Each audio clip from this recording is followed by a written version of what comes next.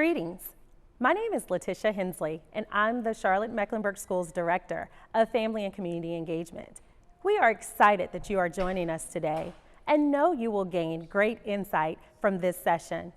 At the conclusion of today's session, please provide feedback so that we can continue to support you with amazing sessions that will be provided throughout the year. Now, without further ado, we'll turn it over to our presenters. Good afternoon, CMS families. Thank you for joining us for today's Back to School series, Lunch and Learn, Infinite Campus, and Parent Portal Setup and Navigation. Please take a moment to sign in to today's session using the bit.ly that is displayed on the screen. You'll also find it within our Q&A.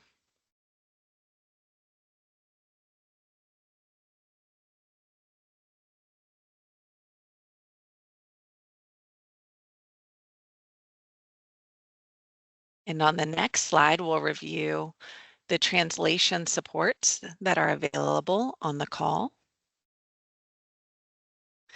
In the top right-hand corner of your screen, you'll see the term captions.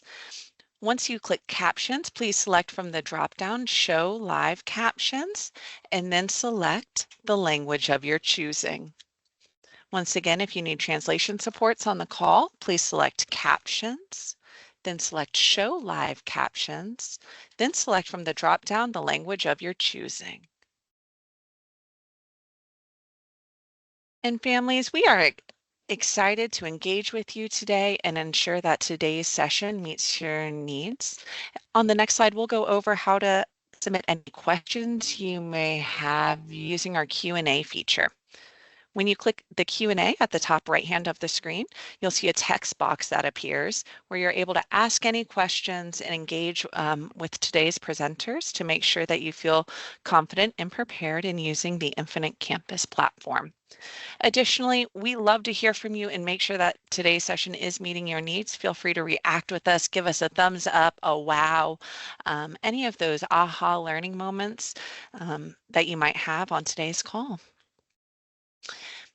Families, we are excited to continue engaging, and at this time, I'll be turning it over to Ms. Denise Yates to further explain and engage surrounding Infinite Campus Parent Portal.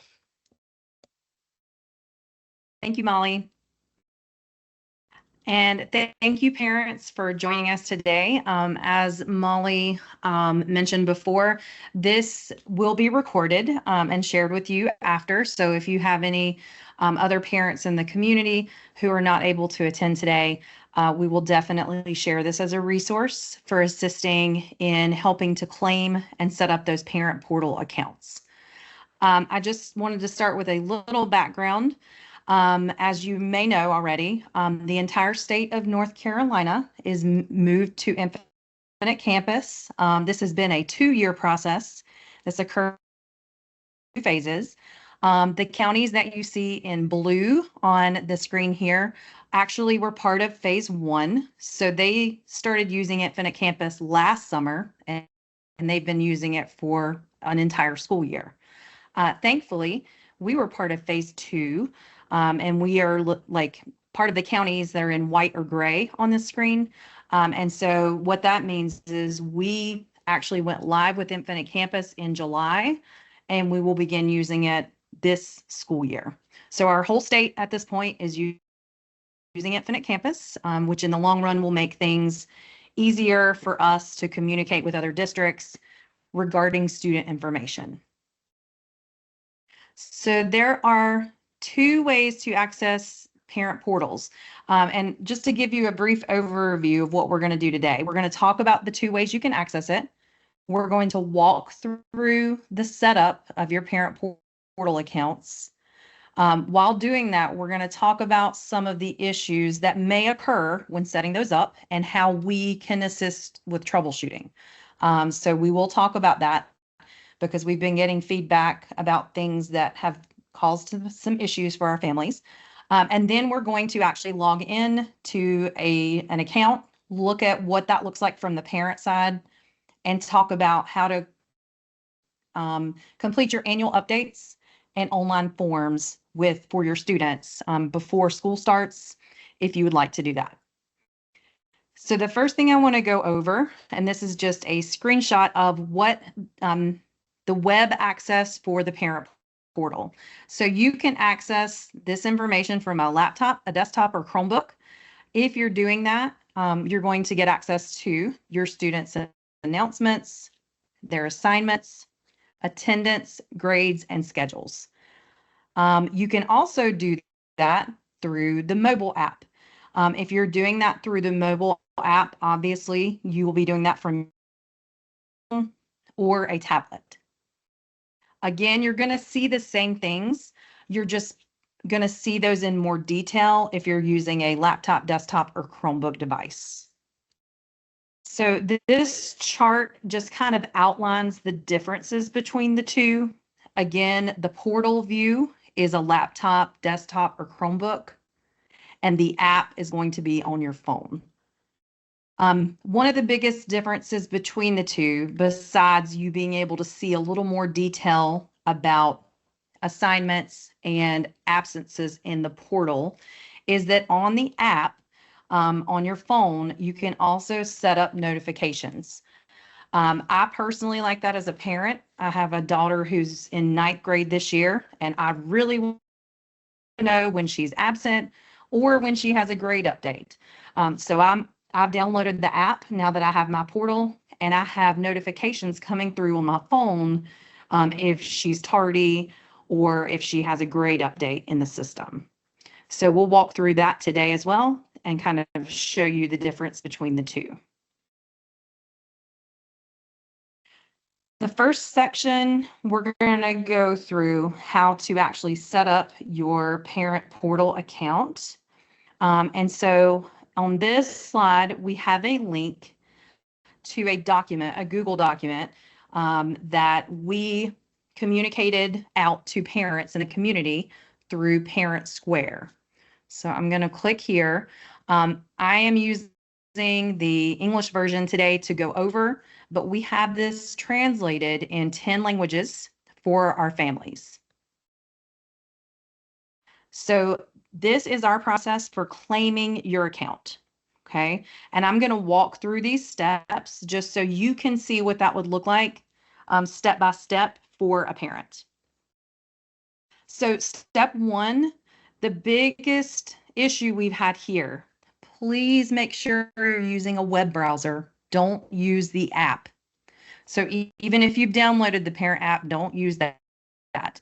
You need to access this link through either a computer, or if you're on your phone, you're going to open up Safari or Google Chrome or another browser to access this link.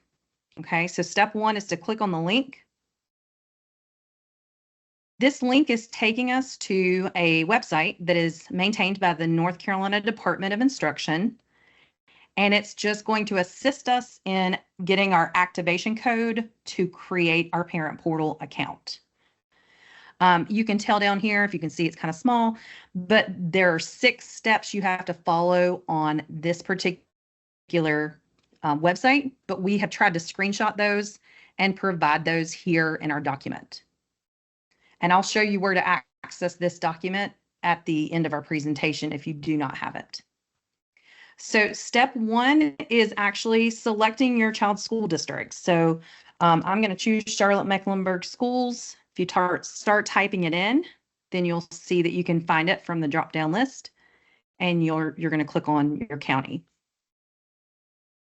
So step 2, which is here, we are actually going to fill in information about one of your students. Now, I have 2 students. They're in Cabarrus County, but I did claim their account.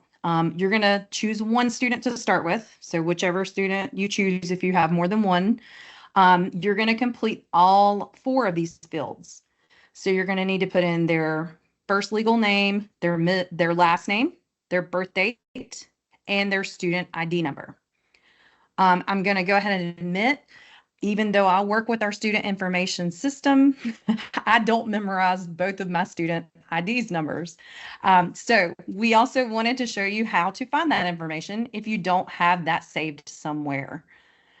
So that would be step 4. We're going to talk through that really quickly. So if you do not know your student's ID number, then we have turned on that option in Parent Square. As you may know, Parent Square is our main form of communication with parents in the community with Charlotte-Mecklenburg schools. And so we know lots of parents access that for messages and information. And so we turned this option on for all schools in our district. So there are two ways you can find that. If you have the Parent Square app on your phone or on a tablet, you can go to the app and you can open that. And in the top left, you're going to see 3 bars for the menu. And I'm right here. You're going to select your student's profile. So in this case, my coworker has two students, but she selected one, Henry. And then that takes you to the dashboard.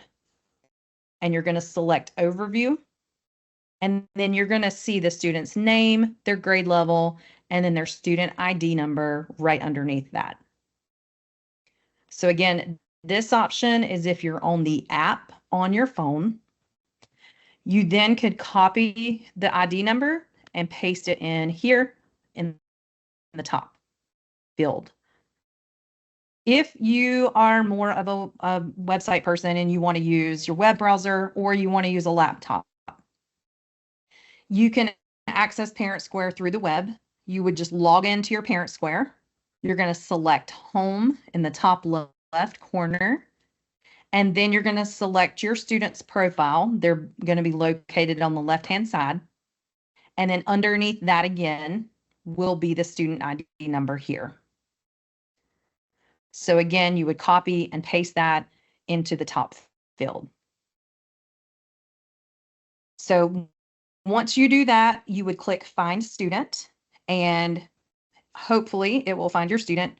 If it doesn't, I'm going to give you instructions on how we troubleshoot that in just a moment. We're going to make the assumption that it does find your student. So we're going to move on to step 5. I'm not going to put my kids' information in here right now, and we already have an account. So it's going to skip a couple of those steps here. But again, we have those screenshotted on this document for you. So once I've found and located my student, it then is going to give you an option to receive a verification code. The options you receive are based on information that were in our previous system, which was PowerSchool. So in my situation, I got 2 options. I could receive my verification code through email, and it had my personal email account, or I could receive it through my cell phone, and it gave me the last 4 digits of my cell phone number. I wanted to get it on my cell phone, so I chose that radio button. I did click next, and then this was step 5 that came up on the screen. So you'll notice here, this is a screenshot of the verification code that I received. If you chose email, obviously, you would need to log into that email account to receive your code. This code and short number is what you're going to put into the NCDPI verification box, which looks like this. I know this is a time-consuming process. This is a one-time setup, though, for your parent portal. And so we wanted to make this as detailed as we could. You will not need these codes again to access your account. But after you verify that, you are then going to step 6, which is the final step in this NCDPI website. Is going to give you a verification complete notification. This is kind of small, but if you can read here, and I'm going to go over this more than once, this says verification is now complete. Please log in, and it gives you a link to this site and select new user. When prompted, enter the verification code below. So you're going to receive another activation code right here on this screen. What I suggest doing on step 6 is I would copy the activation code here and then click on this link. It is going to open up in a new tab, so you can still go back and get that code if you need to. But I just try to save time, copy the code, and then click on the link.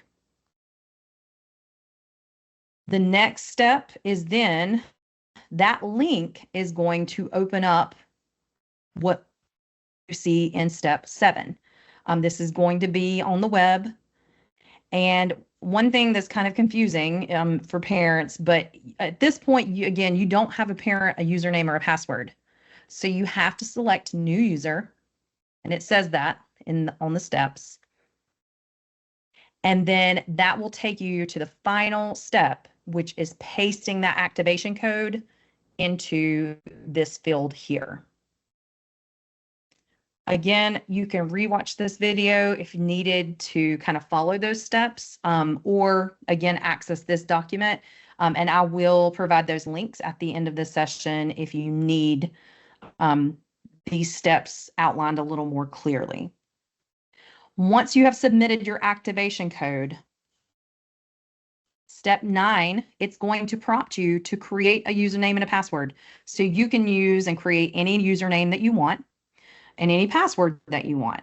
Obviously, I would use one that you're going to remember or use quite often, so that you can remember that. After you create it, you're going to then be prompted to enter that. And then you should then be able to access your parent portal. At that point, and we're going to talk through some more issues that we've seen in just a moment, but at that point, you should be able to view your kids' information and then begin to complete their back to school forms and follow the on-screen prompts. And also down here at the bottom, we provided the downloads. That's the point that I would download the app on your phone or your tablet, because at that point, you can use your username and password to log in. Let me go back to, I'm going to close this window and go back to our presentation. Before we talk about some questions we might be seeing in the chat, just to clarify, I wanted to go through steps for us to troubleshoot, and then I will answer some questions before we continue to move on. So we sent out communication about all of this with these instructions through Parent Square last week. This notification will more than likely be coming out again from the district as well as from each of your individual schools. And I just took a small snippet from there to talk about in here today. So an important reminder is that when you're creating that parent portal account, guardians are going to see a list of anyone who you previously associated with your student. So a lot of times the people you're going to see when you log in might be emergency contacts. So it might be your old neighbor who you had listed as an emergency contact. It does not mean that those people can see your student's information. It just means that you had them associated as a point of contact, and you can and should review all that information, and you can take people out and you can add people in. If you see students that are not associated with your account, if you don't see any students, if you log in and it's thinking you are a student, let me think, what other scenarios? Sometimes people see, like I said, they see one student and not all their other students. Or if you log in and you cannot change any of that information, the steps we need you guys to follow are down here at the bottom. And I'm going to walk through those together so that you can kind of see the process we need to follow. And the reason we're asking for you to follow these steps, first, our department, myself and my colleague Ron, who's in here with me today, I think there are 9 of us on one team, and we would love to support and try to parents and daily, but we also are supporting our entire district. And so we came together and came up with a way that we thought would best assist our parents in a timely manner. And so we came up with this format so we could direct it to the school. We could ensure that you guys get the help you need and hopefully get it in a very quick manner and receive communication back regarding your accounts. So down here, I'm going to talk through it and then I'm going to show you. But we're going to, if you had one of the problems I listed before, or even something we haven't seen, let's say you don't see your activation code or you don't know how to access your student ID number, okay, any of those problems, we're going to ask that you go through these steps. So you're going to go to our CMS website. You're going to select your child's school. If you have more than one child at more than one school, you can just choose one school and you can put all the information in, and I'll explain why in a moment. You're going to click Contact in the upper right-hand corner, and then you're going to complete the form that you see for assistance. So I'm going to actually do that now so you can see the steps in action. So I clicked on Charlotte-Mecklenburg schools, or you can obviously Google it. In the upper right-hand corner, you can see the Our Schools drop down. For ease of use, I'm just going to pick Reed Park Academy here in the upper right-hand corner. We worked with our technology department to ensure that this contact here in the upper right hand, it's right underneath quick links and right beside the search is on each school's webpage. So this is what we're asking you to click. If you select that contact, what it's going to do is bring up a form that you see is directed specifically to that school. This is a program called Let's Talk, and basically it's allowing us to provide customer service to parents, students, community members, hopefully in a more timely manner, and route these questions to the correct audience. And so by doing this and sending it to your child's school, that is the first step to ensure that it gets to the right location. You can change your language here. If you're submitting something regarding Infinite Campus in the parent portal, I would either submit this as a question or a concern. Okay. I'm going to choose question for now to ensure that it is going to the right person. I would keep the subject line pretty short, but I'd put either Infinite Campus, parent portal, maybe both like I've done here. And then you would just type your message here. Just so that you're aware, the audience of these tickets are the school principal, the data manager, and anyone else the principal has designated in the building to answer these. So it is going to be someone who normally accesses student information. So it is a safe platform to put that information if you want to. If you're detailed here, like some that I've seen come in and you say, you know, I can't see any of my students, these are the 2 students I should be seeing, then we can really help you without even probably contacting you to ask further questions. So provide as much detail as you're comfortable with in the message.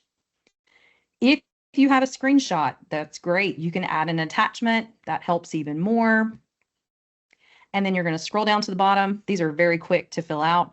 More than likely, you're going to be like a parent or guardian or a community member.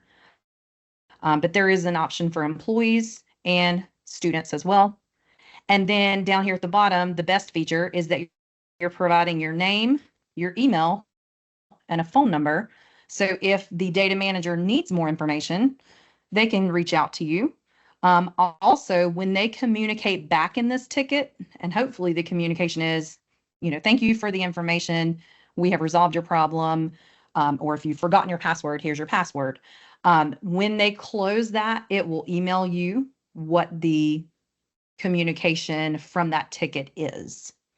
And so this is just you would click submit, and then that would be directed to the school. Now, if you have more than one student in the district and you've selected one school, you can put all of your information in one ticket. Usually, the data managers have access to change that information for all students. And if they do not, they can route this ticket afterwards to the next school. So to create less work for parents, if you're comfortable, you can put all of that information in one ticket, and then we can ensure that all of those issues are resolved. If for any reason a school says they cannot assist, that would be the point where you could contact someone from our department, and we could ensure that the school has the directions they need to correct the issues that we are seeing. But we have gone over this in meetings with those people multiple times, so we're hoping, this is a very clear way to communicate, it's streamlined, and that we're resolving issues as quickly as we can for our parent community. Now, Ron, I'm going to stop for just a minute and see if there's anything before we move on to looking at the parent view that we need to address. Hey, Denise. So we've got lots of great questions in our Q&A so far. The first one is asking how to add a second child. So it sounds like the parent has already created an account and attached their elementary kid, and they want to add a second kid to the account. Are they able to do that, or should they contact the school? They should. That's a great question, and that is one we see quite often. They should contact their child's school, and thank you for saying that, Ron. The reason being, whatever information was in our previous student information system, which would have been Power School for most people in North Carolina, that information was carried over. So it just means something wasn't connected correctly, but our data managers can fix that for you. So if in that situation, if you would reach out to the school, usually providing your student's name and ID number and saying they are not associated with your account, then we can quickly attach your students to your parent portal account. Great. And again, the way Ron, the way I would do that is the steps I just followed to submit that ticket so it gets to the right person. All right. And our next question was about the activation code. Sounds like the parent did not receive that long activation code. The best way to get that is to go through the school, or is there another way to get that? Yes. No. Yeah, definitely. Thank you. So if you went through the steps on this form and you did not receive your code, and I've had some friends in neighboring districts who the same situation happened, we can get that code for you inside of Infinite Campus. It would take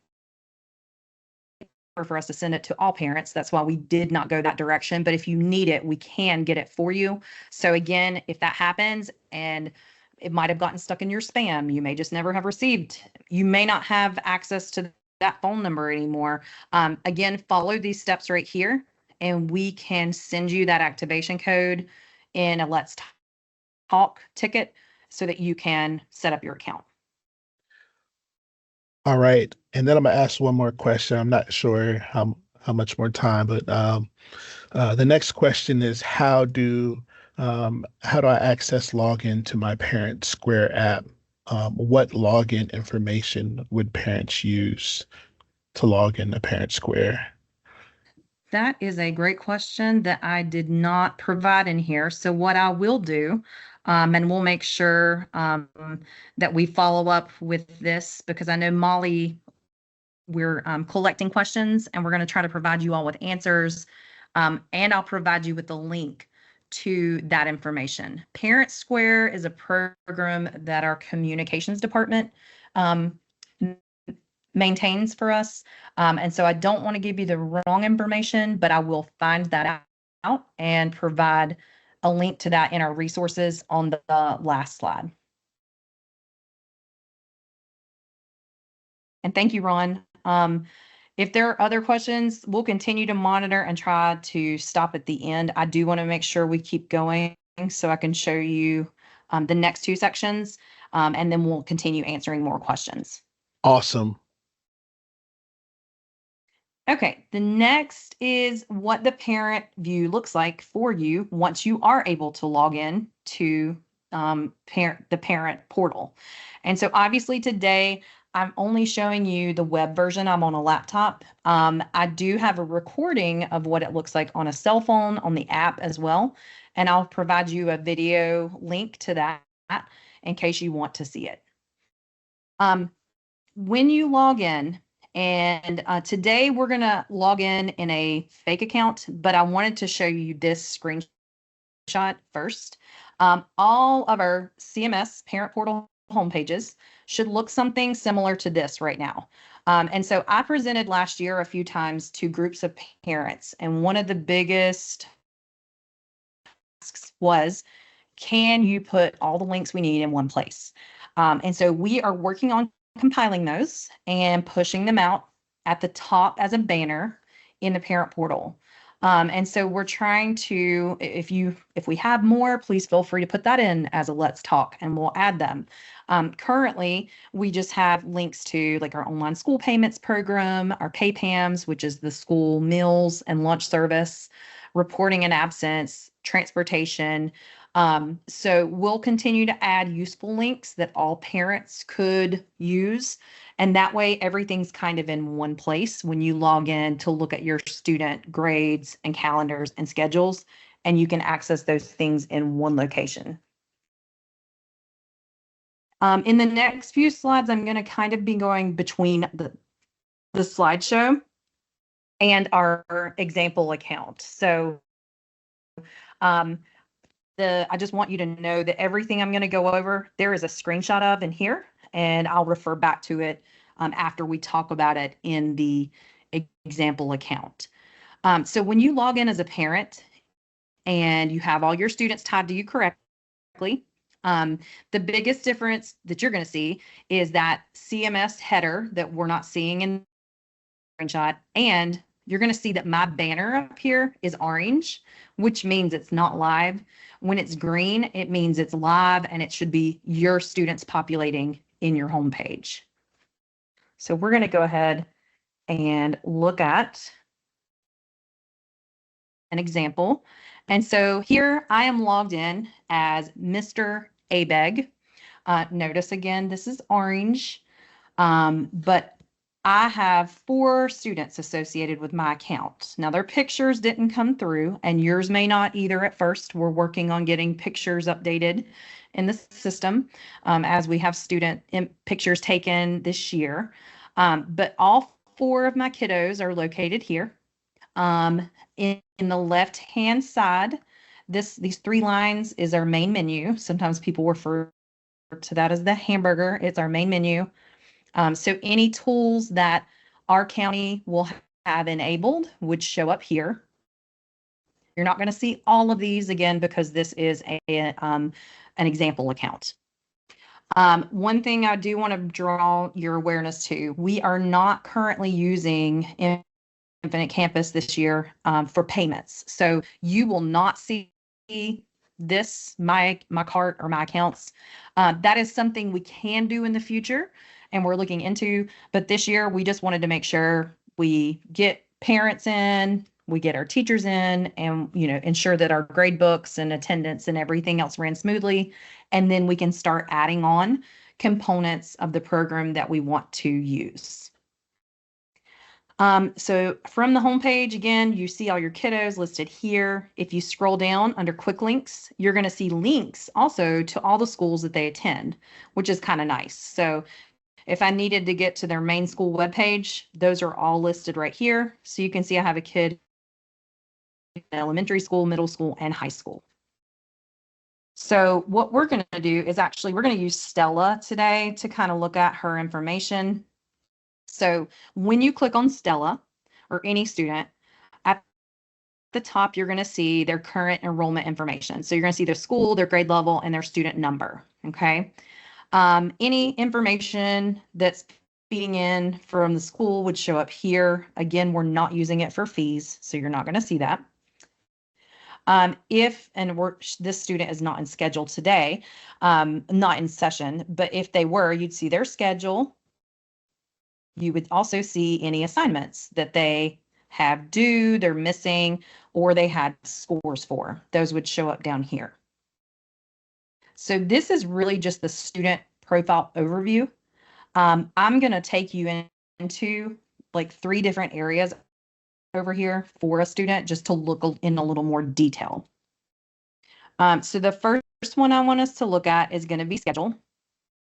And obviously this is going to change dependent on the school. You can see that Stella is actually in middle school.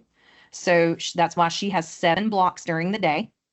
And she has 6 terms during the year. You can go back and look at old terms and see if the schedule changes. You can also see, and this usually for us is just high school, but there's an A-day, B-day schedule here. And so you can scroll down and see the difference between the 2 days. The nice thing here, which I really like, is that it lays out too the time frame of the class and the teacher's name. If y'all are anything like me, when I call to check my daughters out, a lot of times I forget which class they're in. This is very helpful to look at and refer to that. And you can just see that very quickly in the schedule view. Also from this view, I'm probably going to come back here in a minute and click on these classes, but you can see specifically absences, assignments tied to each section if you click on the blue hyperlink for that class. So we're going to come back and look at that in just a minute. And Denise, while we're on this screen, we have a couple of questions that are coming through that might help some of our families with navigation. If they're seeing things with different colors or a different format from what you're showing on the screen, is that based on the different schools that they're enrolled in, or is that something that they should be submitting a ticket for, such as a green banner or the layout of classes? Okay, perfect questions. Thank you for stopping me, Molly. So the green banner you do want to see. So if you're seeing a green banner, that is a good sign. That means you're in a live site for your students' information. So that is a good thing. And I will tell you the schedule is going to look different for every school and probably every student. So as long as you're seeing classes and teachers, you should be good. If you have a question regarding what it looks like, if it doesn't look correct to you, and I will say right now, we're not in session yet. There are a lot of changes that principals and schools make during this last week, moving into, the start of school on Monday. So I wouldn't put too many tickets in yet, but if you get overly concerned, let's say towards Thursday, towards the end of the week, you can screenshot that information and submit a Let's Talk for further clarification. Does that help? Yes, great information. Thank you so much, Denise. Thank you.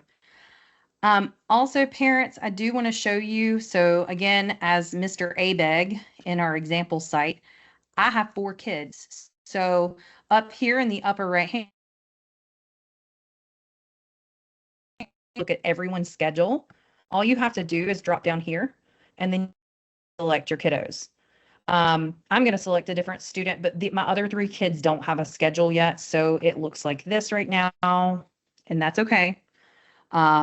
But you can tell how easily I can change between the students to see their schedule set up. Okay, next I want us to look at, so that was schedule. Next, I want us to look at the calendar, which is right here. And the calendar is going to allow us to see assignments that may be entered, the student schedule, and their attendance. So I'm just going to click on September because I know there is something for, I think it's for Peggy in September. So let me just get there. Well, now it's not showing up. So if something were showing up for a student, let's say it's an absence, and I'm going to go back to my screenshot here so you can see this in this view. On the calendar, and I'll come back to that view. Oh, I don't have it here. I'm sorry. So if you had something on the calendar, it would show up as a dot underneath the day. So if the student had an absence, or if they had a tardy or an assignment due, there would be a little dot underneath the day. And then that information would populate over here on the right. When I checked earlier, I had that example in here, and now someone has taken it out because this is a training site. So I do apologize. Lastly, I'm going to show you attendance right here. Attendance I really like because it gives you both absences and tardies. The ABEG students apparently have perfect attendance, so they're not the best example to look at, but let me switch between them so you can see how that looks between middle school and high school. I am going to go back to the presentation for this one because you can see here on the slideshow, if a student had an absence or a tardy and you wanted to look at it in more detail, what you would do, this student has 2 absences in AP English, you would click on the class, and then it would give you more detailed information on that absence or tardy. And so down here, you can see the date and that one was unexcused and the other was excused. Grades, this is the last piece to go over. I'm going to use my screenshot because there are no grades in the training site. Grades are going to come in from Canvas. So Canvas is our learning management system. That is what your students usually log into to get their instructional materials and also complete assignments. And so every night, Canvas will sync with Infinite Campus, and then those grades will come over and update nightly for you to review the next day. So when you click on a student's grades, you're going to see their class listed here. See, there's pre-calculus, here's English 10. You're going to see their overall score. And then if it's the end of a grade, you'll see their final score. And you can click on that to then see the assignments so that you as a parent have access to look over how that average was calculated.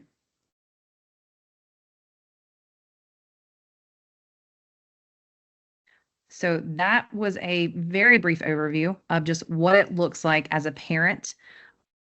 Are there, Ron, any questions regarding that before we talk about annual updates and forms? And I know we're almost at the end of our hour.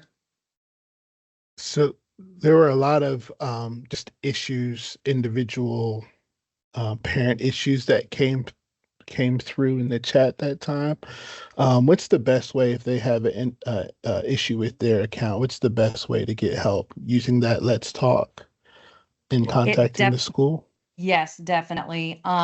Especially if it comes to the view of the schedule, if something's missing, if they can't access something, because every school is, set up differently as far as their schedule, the Let's Talk is definitely the best option for resolving those issues. Thank you. Okay, and then before we get to the student view, I do want to go over annual updates. There are a lot of slides in here. We're probably going to have to skip over a few so I can highlight the ones that are most important. And so once a year, for now, parents are going to get the opportunity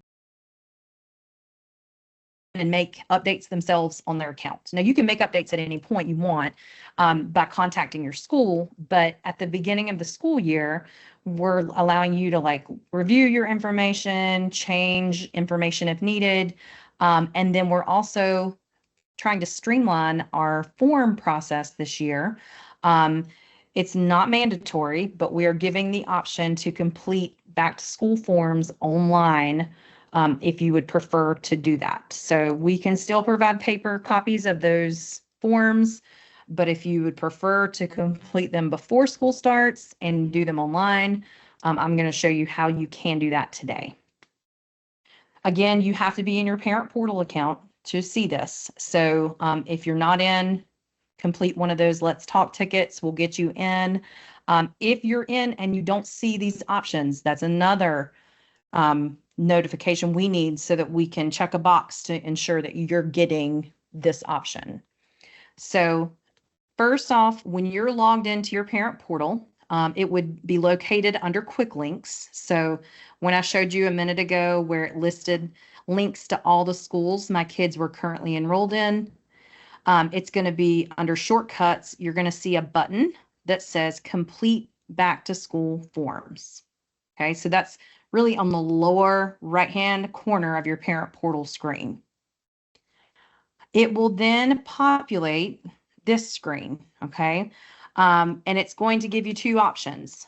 Obviously, if your student is enrolled in Charlotte-Mecklenburg schools and they're currently in a school, they were in our schools last year, they are an existing student. So you're going to complete the top portion, okay? If you are new, you would click on new student registration and you would start. I will say this top portion is not an enrollment. We can't change this wording. This top portion is verifying current information and completing back to school forms. Okay, the bottom portion is our student placement team, and those are for parents or students who are not currently enrolled in our system. So to start, again, I'm going to go through this fairly quickly. If you clicked on existing student, you're first going to see the list of all your kiddos. So for this example, we have 3 middle school kids. Their names would be listed here, and I would click begin.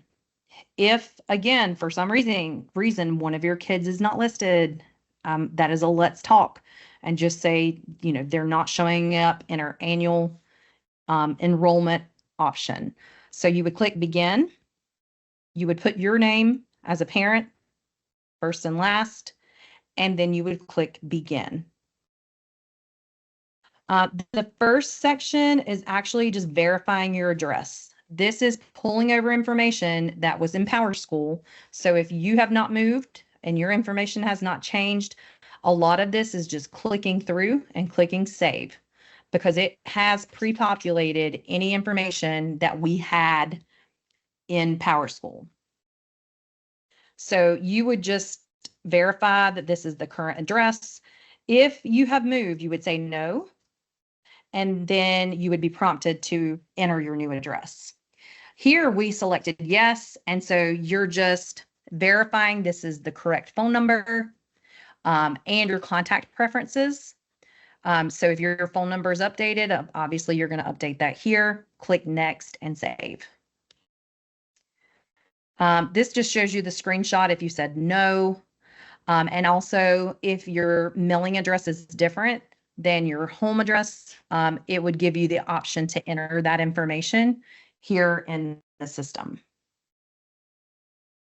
The next field is to ensure that the correct parent and guardians are on the account. And so that would be here verifying the names. Notice that those are pre-populated. And then you would hit save and continue. Again, this gives you an option to add more than just your cell phone number. If you wanted to also add your work phone number or an email address, you can add that into the system and click save. And the next screen is going to ask if there's any military connection to your family, just so we're aware of that as well. Once you have verified your parent and guardian information, you're going to notice, and here there are quite a few more than usual, but that those are completed. And so it will allow you to move on to the next section, which is emergency contacts. For emergency contacts, we already have some that came over from Power School here because it says existing. And so I would just click on them, verify that they're correct, and click Save and Continue. If my neighbor has changed and I want to update that, you could, change that information, then hit Save and Continue to update that in the system. Now that shows that portion is complete. Step 4 is just showing every person you just went through here to update in one location. It does not mean they live in the house together. It just means that these people are tied to your students in some way. So whether that is an emergency contact, whether that is they live with you, it's just telling you here what they exist as, a parent, guardian, emergency contact, or student, and showing you that these records are complete. The final step, and I know, Molly, we're about down to 10 minutes. I'm going to take only 5 more so we can answer some questions. This is the section where that 6th, 7th, and 8th grade student are listed at Northridge Middle forms. At any point during this process, parents, you are able to save what you're doing, exit out, and then come back later. Personally, that's the part of this that I liked, because I know every time I sit down to fill out information or forms, that tends to be the time when I'm pulled away. And so you do have the option to stop what you're doing and come back, and it saves the place where you were at.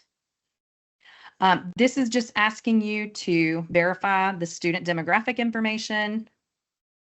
Once you have done that, these are the forms that usually would come home to you in a student handbook or a paper from the school. And so what we did this summer, we worked with every department to get copies of those and put them in here electronically. Again, this is not mandatory, but I do think it's a nice option. You can have these completed before your students even start on Monday. And so if you choose to do this, it's a great way to get that completed and not have the child lose the paper on the bus on the way to school. I know that's what mine would do. I just have a few examples here of what those pleats look like. So here's the one for PE. It just gives you the information to read. My student can or cannot participate in physical education. You would say yes or no and click save. The photo release form is in here. This has a radio button and then requires a signature electronically. This is the student code of conduct. So this is verifying that you and your student have reviewed that together. And then you would do an electronic signature here as well. And once you've gone through all those pleats and completed them, the final step is showing you that they have been completed for all students. And you would then, you do need to make sure step 6 that you hit submit for that to go to the school. And so once it's to the school level, the data manager can hit process and it puts it in the system. So then let's just say you don't want your student's photo taken and put on the website. We could run a report as a principal and make sure that your student is not in a photo. It's just a better way for us to hold accountability at the school level and make sure we're meeting the needs of all parents and students. And then the final step, you do have access to review all of your answers. So at any point in time, you can go back in the parent portal and see what you submitted.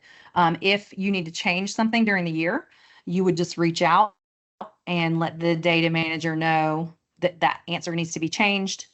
And so we can update that in the system.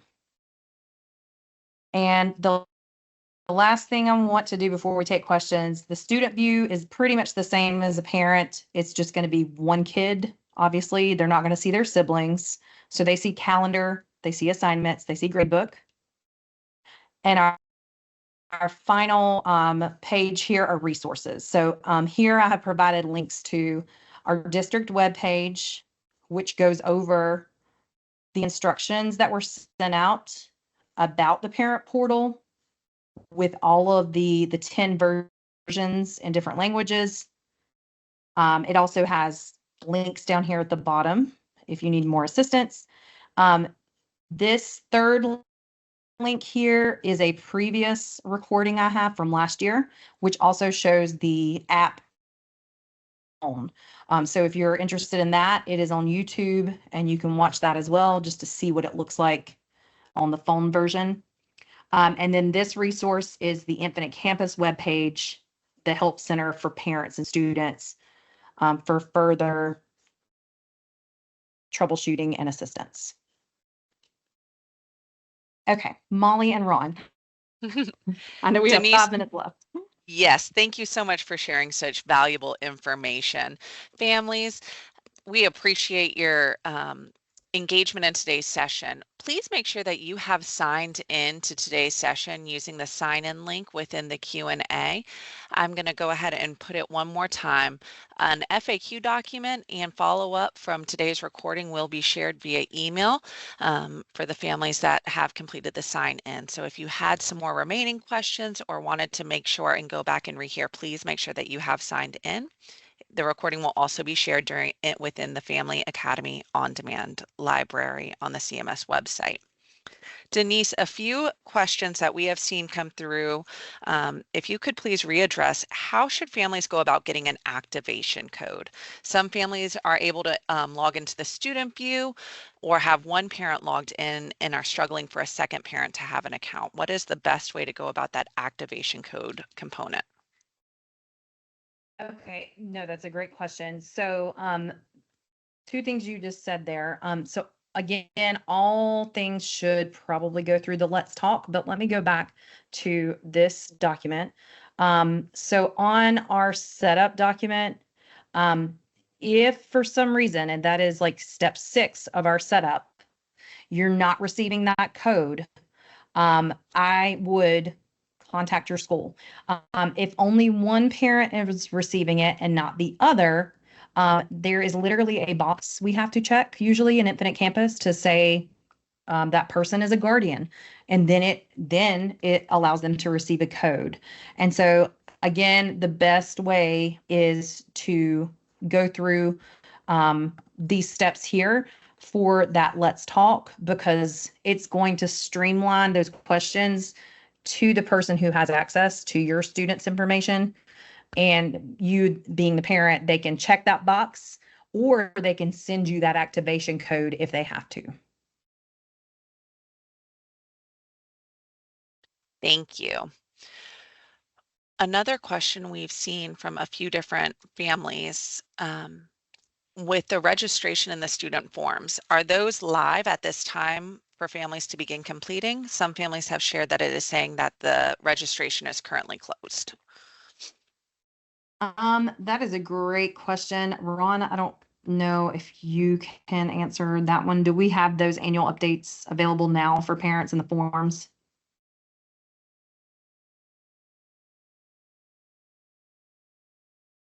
That is a great question. I'm not sure why it is saying that registration is currently closed. I'd have to get a little bit more information and look into that.